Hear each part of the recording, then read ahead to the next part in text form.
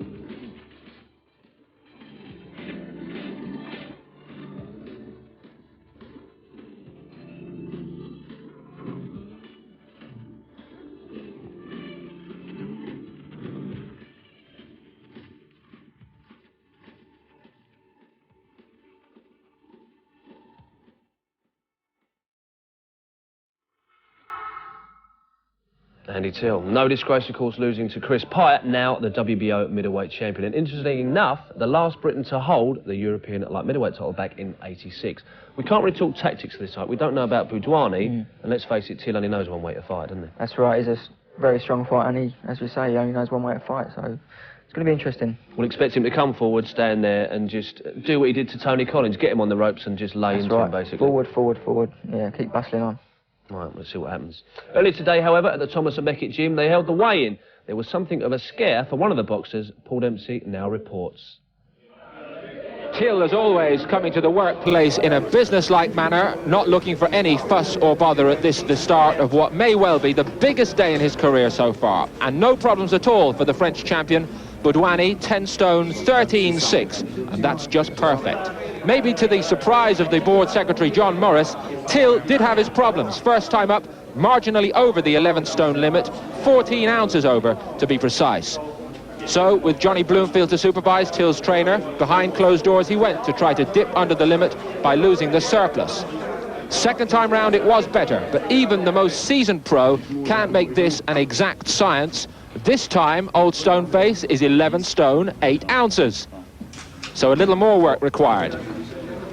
Harry Holland, the manager, taking it all in his stride, discussing it with board officials, but to prevent any serious embarrassments, Till and his trainer, Johnny Bloomfield, took off for a little spin around the local park to try to lose the offending few ounces with the least possible fuss. And back inside the Beckett, sure enough, third time lucky. Indeed, most of the fighters who came to weigh in do claim that the scales were slightly jittery. No serious embarrassments, but hardly the perfect start to Harry's day. I'll tell you the problem really was not the scale so much as the floor. Unfortunately, you can see, like, not just one fighter, 3 fighters have come overweight at championship weight, and we're professionals. It was only ounces, it wasn't pounds. But the floor was very sprung here, unfortunately, and there were so many people around the scales, and that made a difference between the ounces. So, no real problem, but something you can do without. Say that again. Now, Billy, will that have taken anything out of Andy Till? Well, no, I don't think so. He's on the ball tonight. He's going to be up and ready for this fight, and I don't think it'll take anything out of him. It may psychological effect on some people, but I don't believe so. No, not with Andy. He's too strong.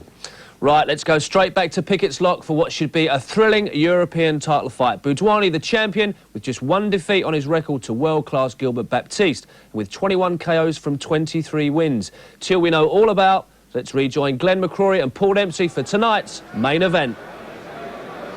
Thank you once more, Billy and Gary Norman. And truly a mouth-watering contest in every sense. Till specialises in creating headline news and occasional fights of the year, and we do believe that this one has just that possibility about it. And of course, were Till to take the honours tonight, it would be a major, major event in his glittering late resurgence Andy Till, a rising star at the age of 29.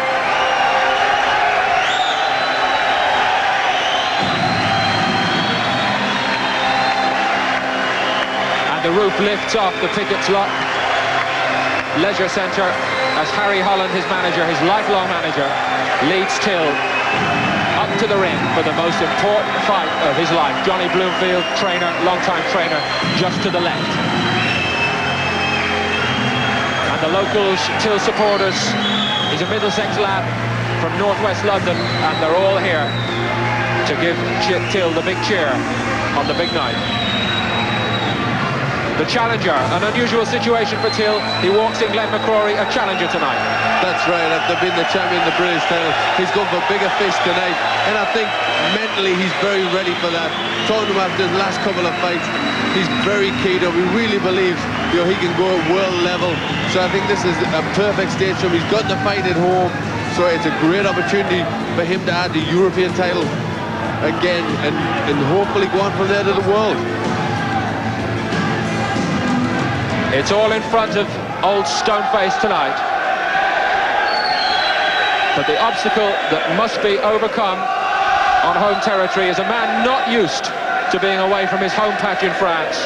But he is the champion, and his name is Laurent Boudouani.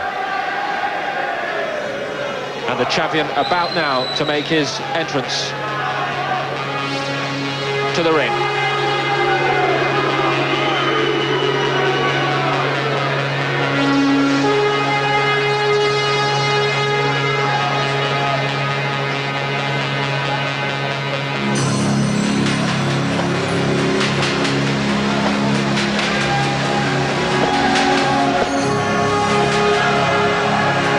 As we wait for Boudouani, Till stamps the ground in the ring like a rampaging bull, waiting for Boudouani to work his way through the crowd. Business on his mind.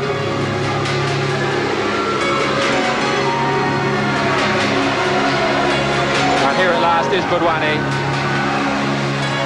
The first time we have seen him on these shores, the Frenchman, the age of 26. He has 3 years on Till, who's 29, and he has a couple of inches, 5'11" to Till's 5'9". One defeat on the record. We'll explain more as the evening progresses. From Sallanches, down in the French Alps. He's a long way from home tonight. He has a reputation as a quick starter, and the feeling around the arena, Glenn McCrory, is that he's going to have to be quickly about his work to quell Till's charge. He is. He's going to have to do something a bit special, because Andy Till will be very psyched up for this.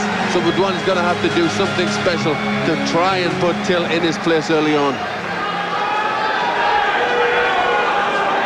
Our MC for the main event, Mick Goodall.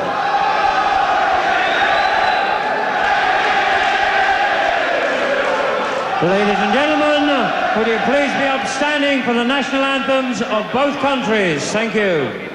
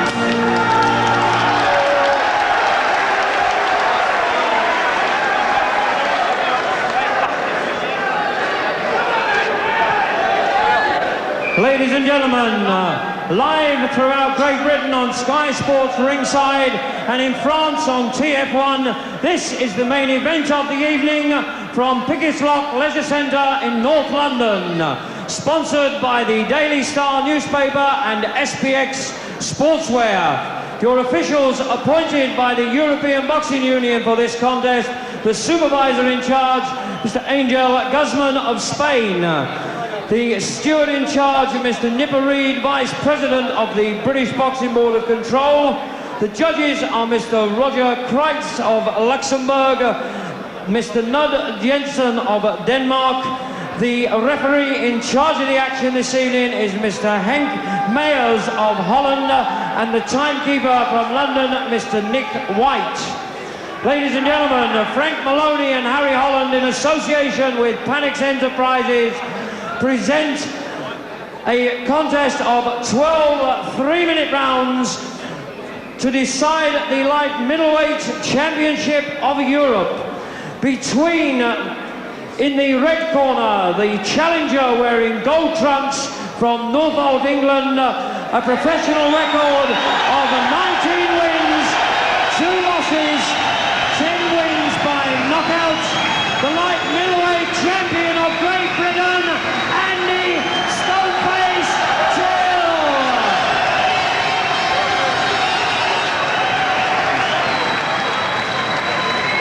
And in the blue corner, wearing the burgundy trunks, the champion from France, a record of 23 wins, just 1 loss, 21 wins coming by way of KO. The light middleweight champion of Europe, Laurent Boudouani.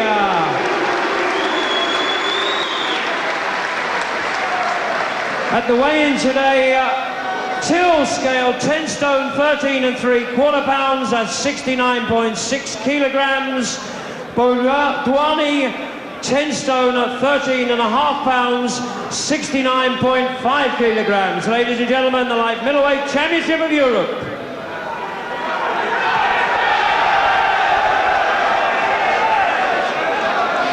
Our thanks to Mick Goodall, Henk Meyers, the Dutch referee, completing the formalities by checking the gloves. The seconds will soon be away, and this fight for the European Light Middleweight Championship will be underway. A major fight this in world terms, as well as being a European title clash.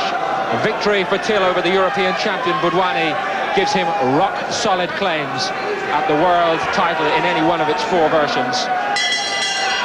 And if he does take the glory tonight, there really is no knowing where Andy Till's career could go as he enters his 30s. But now the priority is to make the step up from British Championship class to European Championship class. Glenn McCrory. It is, and it's a big step, but a step I think Andy relishes trying to do. Already both men take a centre of the ring and look for the jabs just to try and get the play at the very start. And both are landing with good jabs. Make no mistake, Boudouani is a quality man, Olympic silver medalist in 1988. He's ranked 3 by the WBC, 4 by the WBA. He's won and defended his European title, but until now has never really experienced a hostile away crowd like this one. And on his second defence, if you're a champion, you've got to go on the road and defend your title in all weathers, in all climates, against all sorts of opponents. And this is the big question about him tonight. But Boudouani started quite confidently. He's getting that jab to work very well at the beginning. That's what he's got to do if he wants to get... It's no good standing with Andy Till. He's very strong. Till already trying to force Boudouani to the ropes, make the most of that strength. Till's game plan reported to us to stand in Boudouani's face all night long.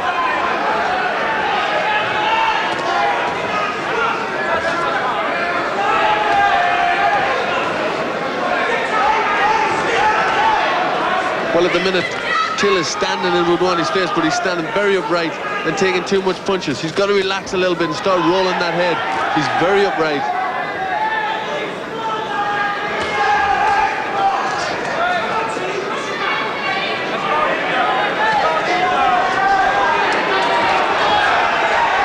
That's the sort of work that Till needs. He needs to get inside.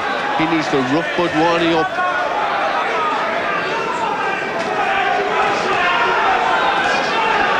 Early signs, Glenn, as we expected. Boudouani, strong and powerful, but he has let himself down once or twice. Indeed, when he lost to the world-class Gilbert Baptiste a couple of years back. And this is a good early attack from Till, but Boudouani showing all that physical strength and presence there, riding away on the rope and tying Till up to quail that early attack. But the question was, on previous occasions, was Boudouani completely prepared? Now he's got to be to fight Till, because we know that Till is going to be absolutely top condition. But the word from the French camp is that Boudouani has done all the homework this time. And he looks very sharp, very fast.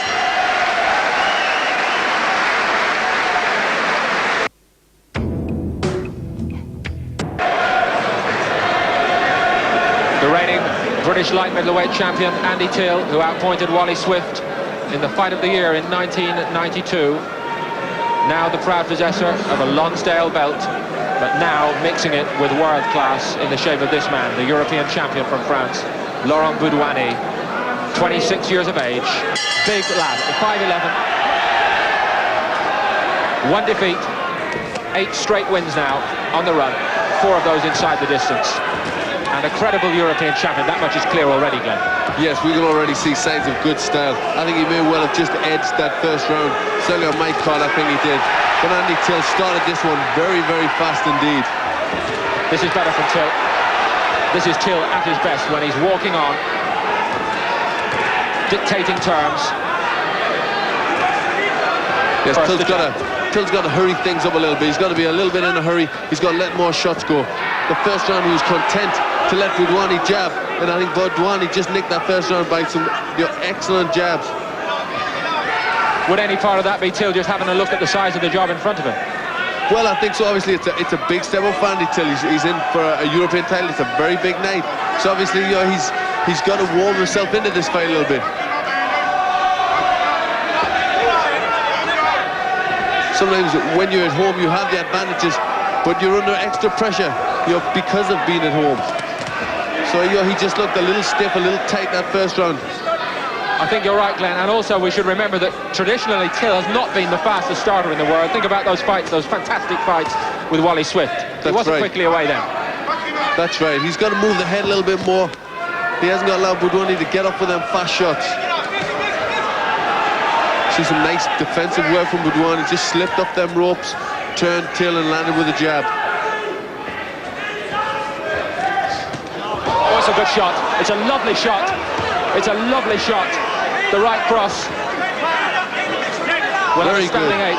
He just brought that out of nowhere. Just a fast looping right hand. Got Till in all kinds of trouble. Early problems for Andy Till. We haven't seen this for a very long time. Till up against the ropes.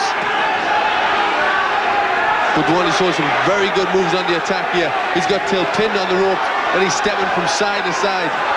Dangerous moments for Till. Dangerous indeed, and Till's eyes really tell a story that he's in trouble. But the guts may get Till out of trouble here. Referee steps in and takes a lovely right cross. And he's just called for holding on. That seemed a little harsh. The referee took that shot very well as well. We have a fight in our hands, ladies and gentlemen. It's a good fight. Till took a shot well, came back very well, but has got that chin a little bit in the air when he's thrown his own shots. But we've now seen the class of Boudouani. We know he's a worthy of his high world ranking.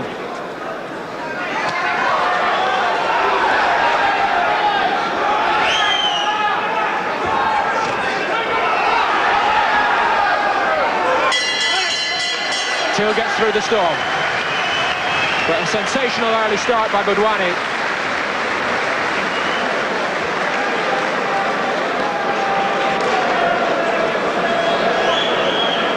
And here is why it was quite so sensational. Talk us through this, Glenn. Here's this punch. He's just lying on the ropes, Boudouani, and it's just a sort of a loose flick with that right hand. He curled it round. A very unorthodox shot, but landed right on Till's jaw. Very accurate. Misses with the left there. Sweeps around with that right hand.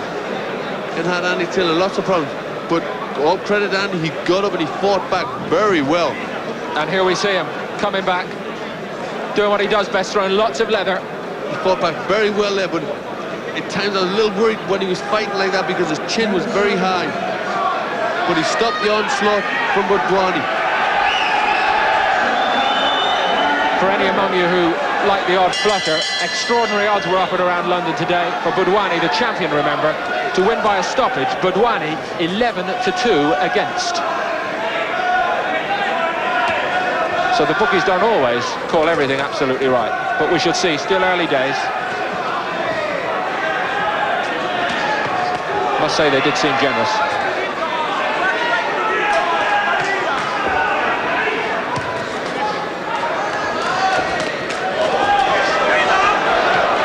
More danger for Till. He's being outgunned here. We're in round 3, and Andy Till is in an unusual, unaccustomed situation of being outgunned. He is. I think the problem he's finding is that Boudouani is very loose, and Till's missing with shots. Boudouani's come out with very good loose shots, which are landing. His accuracy is very good.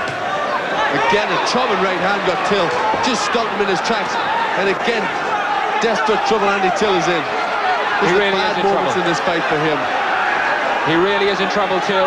He's been knocked down 4 times in his career before tonight. He got up to win all of those. He needs to maintain that form to be in with any chance at all. Boudouani showing class there with Till trapped on the rope, stepping to the side and hooking right to the body and right over the head. Good shots from Boudouani. And there's a nick over Till's left eye as well, Glenn. It's looking very bleak, and Boudouani's working it. And the power which has destroyed British standard opponents is not moving the European champion. At least so far. The one thing we know about Andy Till is he's very game, he's very hard, and he will not give up very easily. He'll fight as long as there's an ounce of fight left in him. Good shots from Boudouani, skipping to the right and throwing that fight curling, the fast curling right hand over the top. Not only is he a powerful man, he's a very good technical fighter, and he's causing Till all sorts of problems. Boudouani seems to have a little problem under his left eye. I don't know whether it's the beginning of a bruise just starting there under the left eye. So obviously Till's getting through with some shots of his own. That cut over Till's left eye is worsening noticeably as this 3rd round goes on, and that's tremendous encouragement for Boudouani, of course. It is, and Boudouani looks very relaxed. You know, he's got a nice rhythm to his work, where Till looks as if he's trying very hard, and the rhythm isn't there, so he's getting caught with shots.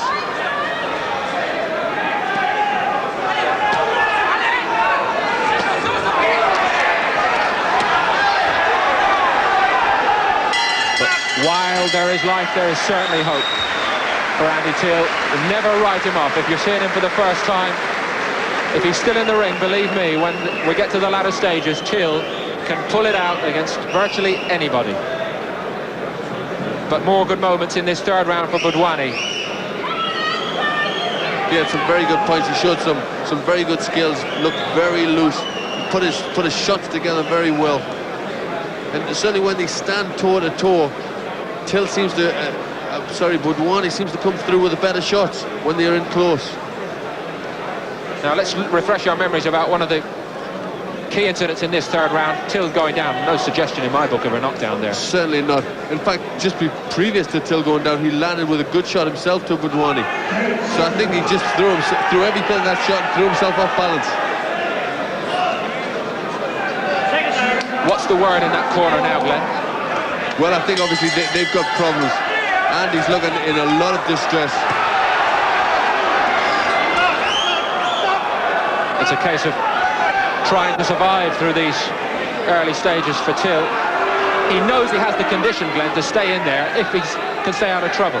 He's got the condition and strength, but Boudouani just seems to have a little bit too much up for him in the technique and the moves, and maybe even in the punching power. He's got a very good rhythm, very relaxed, and Till hasn't managed to set himself with a good attack behind a jab.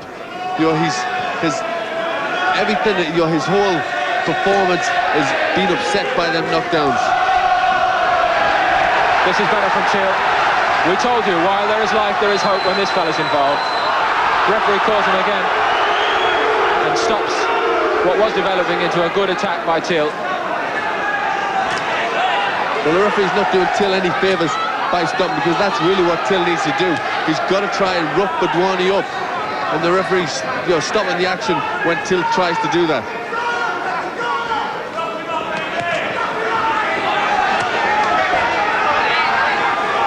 Till looks a little more composed in this fourth, Glenn. He does, but that's what he's got to do. He's got to try and get the center ring, get that jab working a little bit. Get some composure. And Boudouani's worked very hard in the last round, so obviously, it's going to take its toll on him.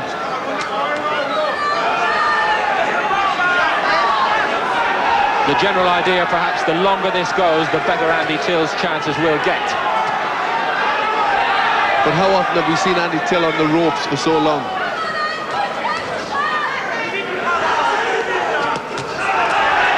Starting to throw nicer, looser combinations, Till. And give Boudouani 1 or 2 anxious minutes. Was that a thumb?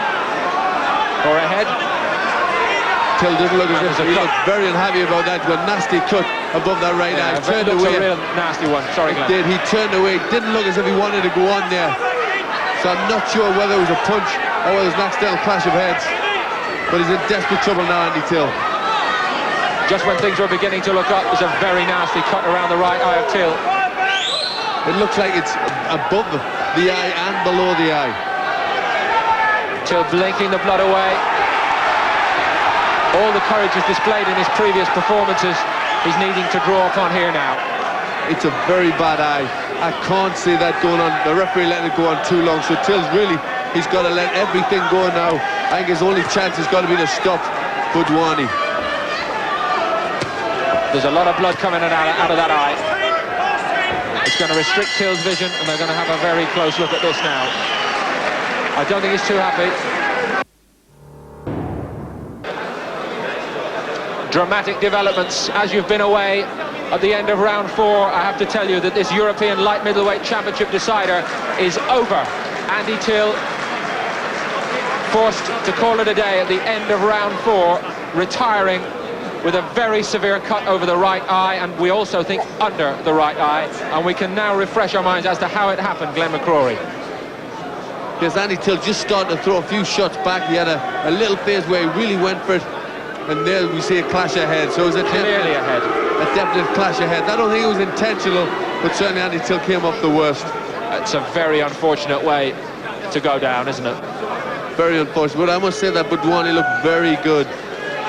Some great work came from Boudouani. It's a great result for Boudouani. It's a heartbreaking disappointment for Andy Till, and Mick Goodall will now say the words that Andy Till would have had nightmares about hearing. Ladies and gentlemen, at the end of the 4th round, Andy Till has been retired with a damaged right eye. The winner and undefeated light middleweight champion of Europe, Laurent Boudouani.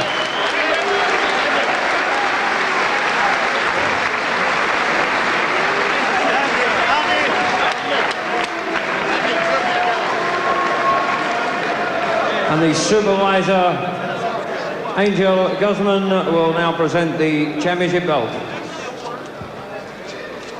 A second successful defence of the European crown then for Laurent Boudouani. Andy Till becomes his 3rd victim.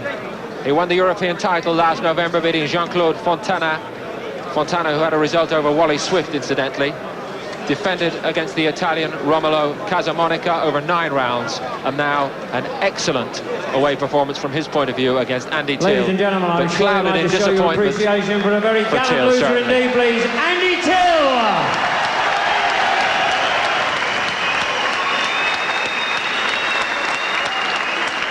It's hardly how Andy Till would want to go out in front of his home crowd, but he's shown great sportsmanship. Boudouani is clearly a champion of whom we can hear a lot more in the years ahead. I rather think we haven't heard the last of Andy Till. and even on the basis of what we've seen here, maybe a very good shout for a rematch. We shall hope to talk to Till in just a few minutes. Rejoin us in ringside with Gary Norman and Billy Schwer after this break.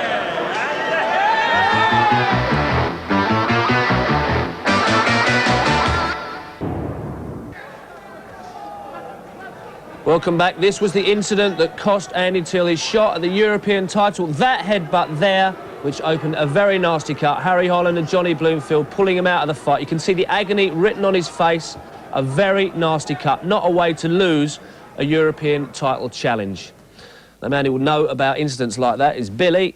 Not a great way to end a fight. He can come again, surely. Definitely so, yeah. I mean, it's very unfortunate again to lose the fight in that way, but he can come back. And he's a very strong man, he'll be back. Boudouani was very impressive. He was very fluid, moved around well, and he was basically outboxing. That's right, he was winning the fight up to then, and he was getting behind a jab, catching Andy with a lot of jabs, a lot of right hands as well, but had him down a couple of times, and he looked the goods. He looked very well. Didn't look like he had the knockout punch that we thought he had on paper. That's right, yeah. But he had the right hook that put him down in the second round. It was sort of a fluid, but bang on the button. That's right. Andy was coming in and he whipped it round and he caught him bang on the chin and he obviously went down. And yeah, he did look good. Obviously we're speculating, but we know Andy, if the fights go on and on and on, the longer they go on, the more he comes back, the strength, and it favours him. Would you have seen any way he could have got back into that the way it was going? I mean, it was a very difficult night for Andy. He was battling back, as he always does, but as the fight was going on, he was getting caught more and more. It was a very difficult night for him, but you never know with Andy. He could have pulled it out. That's the way he is. Yeah. Still British champion. Yeah. So what would he do now? Come back to the domestic level and defend the British title again and get himself back up in the ratings? Yeah, maybe? he could well do that. He could take a bit of time off, let himself heal up, then maybe defend the British title, as you say. Yeah, could do it that way. So you think it's fair to say a couple of fights back in the line, and then in what, maybe sort of 6 months to a year's time? Not dissimilar to yourself. You've lost your British and Commonwealth titles. You'll want to do the same thing, won't you? That's right, yeah, exactly the same thing. Have a couple of fights and get the title shot again. But you definitely think Andy's got the potential to win a European title? He has got the potential. It's a very prestigious crown to win the European title. There's a lot of good fighters out there, but he can do it on the right night, all being well. Yeah, well, hopefully he'll get back and it'll go his way. We'll talk to him very shortly in a moment. But now, a report I promised you on the opening of a new play in London about the life story of the legendary Muhammad Ali. It's a play I urge any boxing fan and admirer of the great Ali to go and see. This is why. The Mermaid Theatre in Blackfriars was the setting last week for a gala evening to celebrate the opening of the stage play about the life story of Muhammad Ali. The man himself flew into London especially to help publicise this event. He is no longer the fast-talking, wisecracking Ali that we remember so vividly, but he had a few surprises in store for the crowd that had turned up to see him. Ali is portrayed by the co-writer of the play, Geoffrey Ewing, who achieves the actor's ultimate illusion of becoming the character he plays. And I asked him what had inspired him to write the play. Just a deep, long-lived admiration for Muhammad Ali, I guess you'd say. I've always felt like Ali really wasn't appreciated or understood like I thought he should be by the world in general, so it was just sort of, just a labor of love, I guess you'd say, yeah. The play starts with Ewing enacting Ali as we know him now, but we soon move back in time to chronicle his life as a young boy returning to America from Rome with his Olympic gold medal. Well, I'm going to be heavyweight champion of the world, Rudy. By the time I'm 21, I'm going to break Floyd Patterson's record. Going to be the youngest heavyweight champion in history. Come on, little brother. Come on, get up, come on.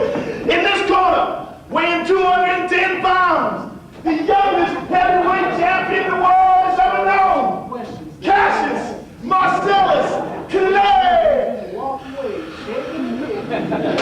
Every major part of Ali's career is chronicled, even his audacity at predicting the round in which he'd beat Sonny Liston. I predict that he will go in there to prove that I'm great. If he want to go to heaven, I'll get him in 7.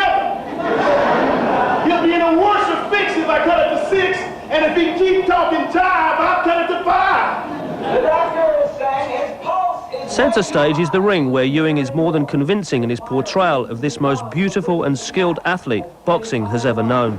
This is the first victory over Liston, ending in round 6.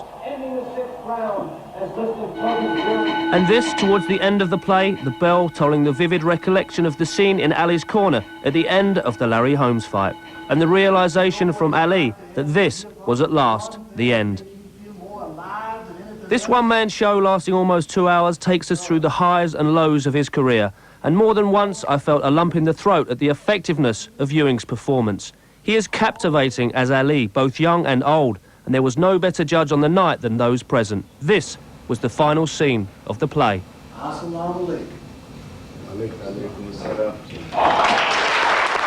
The applause for Ewing was rapturous, but the best was yet to come. Ali himself may have had life's cards stacked against him, but he still had an ace up his sleeve.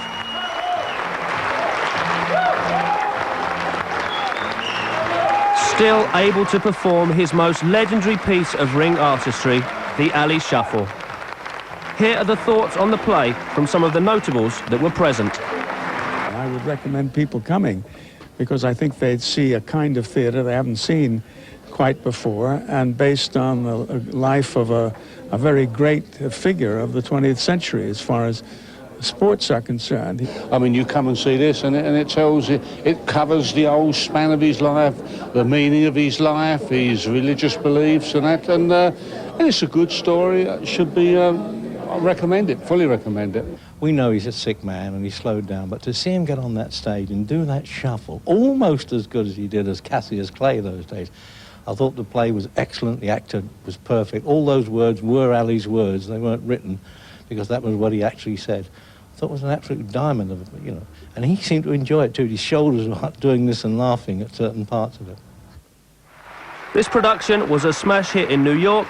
It has Ali's approval, so please go along and give it yours.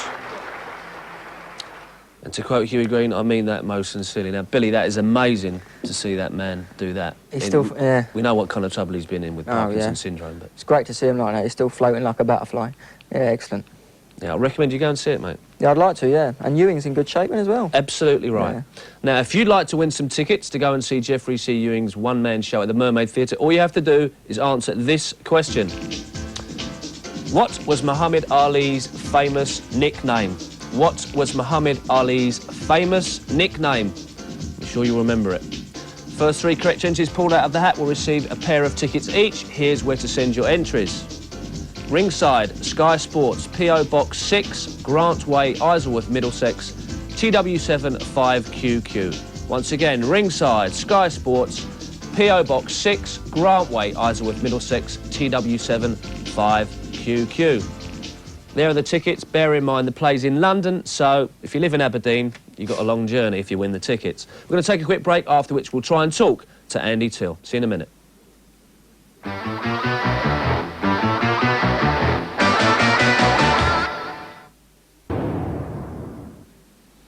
Welcome back to Ringside. We can't go to Andy Till yet. Obviously, it was a very bad cut, very bad clash of heads. I believe he's having a few stitches, so doctor's orders, we're not allowed in the dressing room. Billy, I just found a bit of paper, actually. Muhammad Ali's gone back to Iraq to try and get some more prisoners out. Remember when he went out last time? Has he? I mean, the legend that he is, I think he actually managed to get 10 prisoners out or so. Yeah. Now, Nigel Benn fights this weekend. That's right, yeah, this Saturday. Against Lou Gent. Tough fight. How do you see that going? It is. It's going to be a very tough fight, as you say. Could go either way. I reckon Nigel might do it. Purely on what, punch power? Yeah, hopefully. But if you look at Gent, I mean, he's had wars at cruiserweight. That's right, yeah. Wars at light heavyweight. He's come down to super middleweight. Yeah. He has been knocked out at the bigger weights, but... Yeah. He went 12 rounds with Wharton. That's right. He's very tough, very durable. He's been around a long time. And he might do it. You never know. He's a good fighter. He's very tough. It's going to be a good fight. Interesting. Both been training out in, was it Tenerife and Lanzarote, I think? Why don't you stick to Luton when you trained in? Oh, yeah, I have to. Sunny old Luton. I wish somebody would send me to Tenerife. What would you expect Nigel to do for that fight? Because Gent can take a shot. He got up off the floor with Wharton, boxed a draw. Do you think he should just come out, hammer and tongs, the old Dark Destroyer? Yeah, he's going to have to be careful, though. If he does do that, he might clock one on the chin and you never know. But he might come out and start thinking a bit, I think, which he has been doing, trying to think the fight through a little bit more. But one's going to go. That's for sure. Yeah. Well, Gent's from my part of the world. I know Nigel very well. I'm not going to say anything. I don't want to upset anybody. Now, what's going to happen with you, basically, because you lost your titles to Paul Burke. Very upsetting, and I was there cheering for you. Sorry, Manchester, but there you go.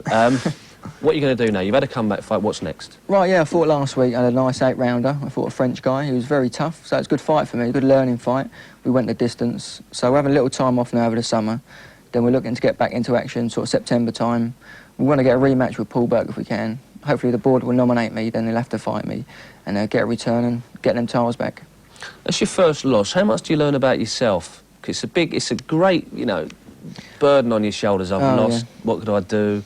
It's a terrible thing to do, to actually lose your titles, but I really do believe that losing the title is going to be the making of me, because I've learned so much.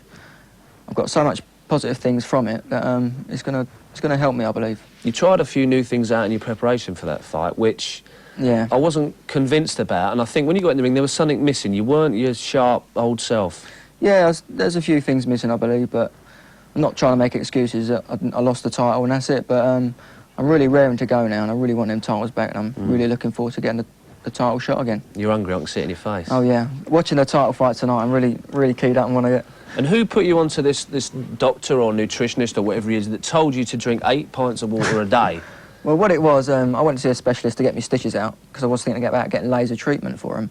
But you see the cuts, and there was no problem with them. So, but as soon as I sat down, he said to me, "Oh, you got dry skin." I've seen a couple of other people as well, and they said, "Oh, you got dry skin." So he said, "Drink lots and lots of water," because for the last fight, I was dehydrating myself to make the weight a little bit, so I was cutting the water out. But drinking plenty of water is going to, because you imagine dry skin's going to rip and tear a lot easier than supple moist skin. So drinking all the water is going to help my skin be supple, and hopefully that caused a problem. Do you have to use special sort of moisturisers or something like that? Or? I do use a good moisturiser. Yeah, put plenty of that on and just drink plenty of water. What kind of fight would you like next? You want to sort of, I know you're keen and you're young and you want to get straight back in there and get it. Do you not think you should have like a couple more? Too many people get too keen too soon. That's right. And then have another loss and then it's a downward spiral. I don't mind. I leave that up to Mickey Duffy, manager. He's going to sort that out. But the fight I had last week was the fight. The fights we need are like that. So they're good learning fights. I mean, where I'm going to go, I need good learning fights to get me there. And they're good distance fights, really. All right. Well, we wish you every success. Now, Andy Till has a very bad cut, very severe. He's having stitches, so we've pulled his trainer out from the dressing room, Johnny Bloomfield. He's with Paul Dempsey. This is the latest. Thanks, Gary. Yes, indeed. You mentioned how serious a cut was. It's so serious, I'm afraid, that Andy Till, who would in normal circumstances, of course, be here talking to me now, he still can't come and join us because he's still getting stitches in. But the next best man to talk about it is his trainer, a very disappointed man, Johnny Bloomfield. But, Johnny, thanks for coming out. First up, tell us about the cut. Well, he had 3 cuts, one on the left eye, what we could have controlled. The other 2 on the right, one above the eyelid, one underneath his eye, was very, very bad. I don't know, it'd be a lot of stitches.